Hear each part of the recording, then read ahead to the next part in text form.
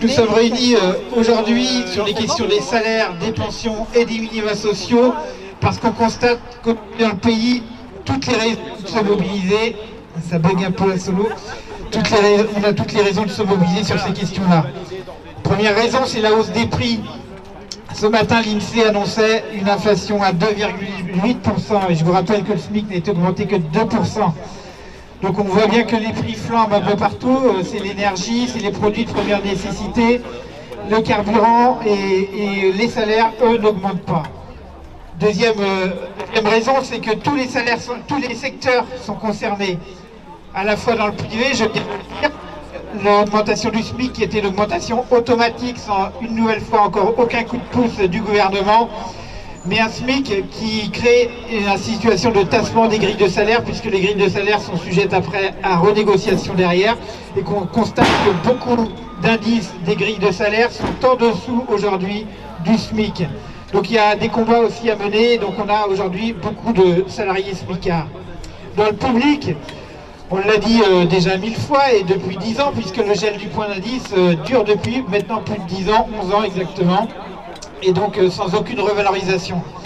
Même chose pour les retraités, avec des pensions non revalorisées, des complémentaires non revalorisés, voire même baissés, donc avec des niveaux de pension qui baissent et qui ne suivent pas le pouvoir d'achat. Et les privés d'emploi qui subissent la réforme de l'assurance chômage avec une baisse des indemnisations, puisque vous le savez, depuis le 1er octobre, la nouvelle réforme vient de se mettre en place avec une nouvelle échéance demain sur le calcul également. Et donc on aura des résultats, ça va être 200 € à peu près de moins dans les indemnisations des privés d'emploi qui sont largement précarisés. Donc aujourd'hui, vous voyez bien, il n'y a pas un secteur qui n'est pas concerné par la situation de ce qu'on appelle, nous, à la CGT, non pas le pouvoir d'achat, mais le reste à vivre, qui concerne en fait, une fois qu'on a payé toutes nos factures, les factures incompressibles, ce qu'il nous reste pour vivre correctement, profiter un peu de la vie, partir en vacances et je ne sais quoi. Troisième raison, c'est que le coût du capital, on nous dit qu'il n'y a pas d'argent dans ce pays, qu'on ne peut pas augmenter les salaires, que ce n'est pas possible. Le capital a encore enregistré de nouveaux records cette année en pleine crise, qu'on nous annonce une crise sanitaire, aidé en cela largement par les aides publiques, c'est plusieurs centaines de milliards qui ont été versés aux entreprises, sans aucune contrepartie, ni sur l'emploi, ni sur les conditions sociales, ni sur les investissements. Il y a du pognon partout dans ce pays, les fortunes de France, les plus grandes fortunes de France ont augmenté de plus de 30% leurs revenus en 2020, où on était déjà en période de crise, donc vous voyez qu'il y a du pognon dans le pays, les richesses qui sont créées par qui? Par les salariés, mais ils vont directement dans la poche des actionnaires et du grand capital. Donc on a besoin de redistribuer les richesses de meilleure manière. Quatrième raison, c'est que le gouvernement et le patronat ont bien compris la colère qui commence à gronder un peu partout sur ces questions de rémunération dans toutes les boîtes, parce qu'on est aujourd'hui ici réunis, mais beaucoup de nos camarades sont en lutte dans différentes entreprises. On était le 15 novembre dernier, notamment devant chez nos camarades de Tipiac à Saint-Herblain, qui se mobilisent depuis quelques temps déjà sur la question des salaires. Nos camarades de l'énergie étaient également mobilisés sur les salaires. Beaucoup de secteurs sont mobilisés sur ces questions de salaire. Nos camarades métallurgie s'étaient mobilisés le 25 novembre dernier à Paris sur la convention collective, mais qui concerne du coup aussi les niveaux de rémunération. Donc je ne vais pas faire toute la liste, mais je pense que les camarades de la santé et ceux qu'on appelle les oubliés du Ségur qui étaient en lutte également il y a quelques jours pour des revalorisations de salaire. Donc on voit que partout les camarades nous disent, ça parle dans les boîtes de ces questions de rémunération et personne n'est dupe sur le capital qui capte cette richesse créée et donc on a besoin de récupérer tout ça. Le gouvernement, je vous le disais, est fébrile et il l'annonce par lui-même parce que quand il distribue un chèque de 100 €, le fameux chèque inflation, il le conditionne à tous ceux qui sont payés moins de 2000 € net. C'est un aveu du gouvernement pour nous dire que quand on est payé moins de 2000 € net, on n'est pas en capacité aujourd'hui de payer ses factures et de vivre dignement. Donc notre revendication du SMIC à 2000 € brut, elle est loin d'être utopiste. Au contraire, elle est même dans les réalités la plus grande.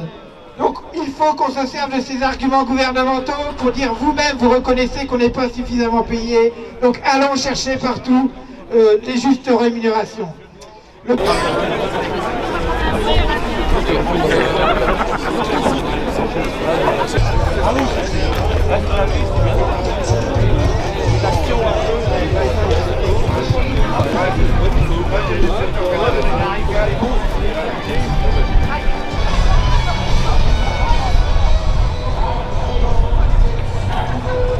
La direction a l'habitude de dire qu'on est tous dans le même bateau, en référence au logo. Si on est dans le même bateau, c'est une belle galère. Et il y a ceux qui rament jour et nuit, et ceux qui sont au soleil sur le pont. Tipiac, c'est sur 2020, plus 12% de chiffre d'affaires, plus 218% de bénéfices, plus 35% de dividendes pour les actionnaires, plus presque 8% d'augmentation de rémunération du PDG. Et tous les chiffres sont en hausse, tous, sauf les salaires, vous devez bien vous en douter. Les augmentations dans les différentes filiales de Tipiac, ça va de 0 € pour nos collègues de Saint-Herblain, et 2,1% pour les plus chanceux. Aujourd'hui, chez Tipiac Épicerie, la grille de salaire compte 9 échelons chez les ouvriers, il y a 4 échelons en dessous du SMIC. Ils disent que nos métiers sont comme nos recettes à croquer. Moi, je peux vous dire que certains salaires sont à gerber.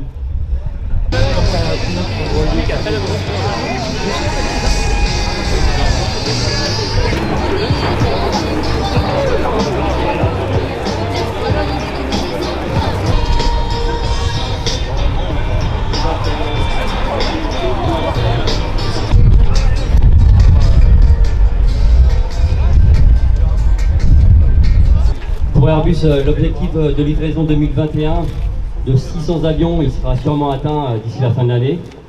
Les résultats financiers d'Airbus s'élèvent déjà à 2,6 milliards d'euros pour les 9 premiers mois de l'année. C'est historique. Moins d'un an après avoir eu recours à un plan de suppression d'emplois, Airbus affiche un taux de rentabilité à 2 chiffres. Ils en ont rêvé, ils l'ont fait, en plein Covid. Ces résultats s'expliquent d'une part avec l'argent public qui continue d'affluer via la PLD chez Airbus. Bon, ça c'est un des exemples d'argent public qui afflue, mais il y en a d'autres. Et d'autre part, grâce aux salariés qui redoublent d'efforts pour compenser la perte d'effectifs, de compétences liées au PSE, et aussi pour compenser l'optimisation des temps de production. La CGT a récemment alerté la direction du site Airbus Nantes du désengagement de nombreux salariés. Il est temps de reconnaître les efforts de l'ensemble des salariés par des augmentations de salaire et de recourir à un plan d'embauche ambitieux pour faire face aux futures montées cadences.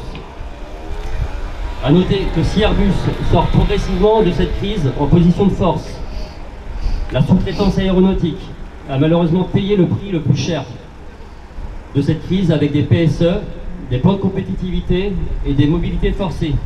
Alors là, je pense aux camarades de SPI, d'AR, Mecachrome, Omega et SPI notamment.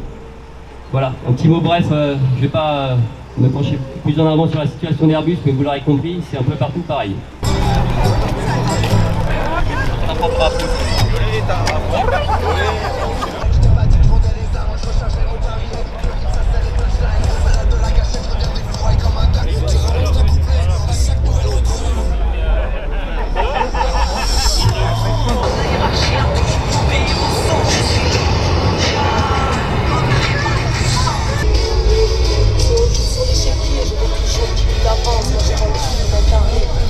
C'est devant l'aéroport Nantes-Atlantique, un aéroport international, plus de 6 millions de passagers chaque année. Des enjeux importants pour cette infrastructure, des enjeux de stratégie nationale de transport des passagers et des marchandises, des enjeux en termes d'aménagement du territoire, de sûreté et de sécurité. Eh bien, c'est un aéroport que l'État a concédé à une société bien moins intéressée par ces enjeux que par ses dividendes. Cette société, c'est Vinci, qui ne fait qu'organiser la sous-traitance en cascade, et qui accueille à bras ouverts les compagnies aériennes au plus bas coût.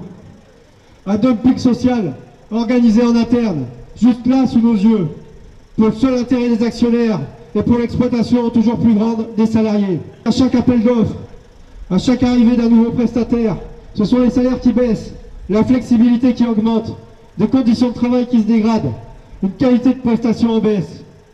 Pour gagner un marché, les sociétés réduisent les coûts au détriment des salariés et de la sécurité, mais jamais au détriment de leurs profits. Ainsi, depuis 10 ans, excuse-moi, c'est pas grave. Depuis 10 ans, celles et ceux qui font fonctionner cet aéroport ont vu leurs conditions se dégrader.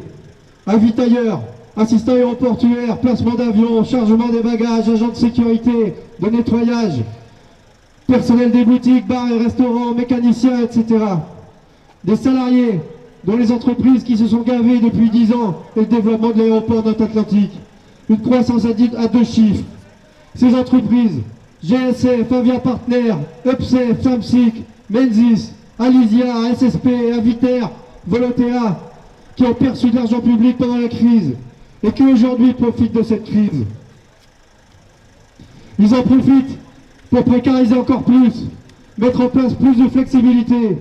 Le Covid a bon dos, rogner sur les primes, sur les majorations de nuit, sur les majorations du week-end. Alors oui, nous devons gagner sur les salaires, gagner un SMIC à 2000 € brut et la revalorisation de toutes les grilles salariales. Nous devons gagner par le rapport de force collectif, par la syndicalisation. Nous devons gagner par la lutte, nous devons gagner par la grève. Merci.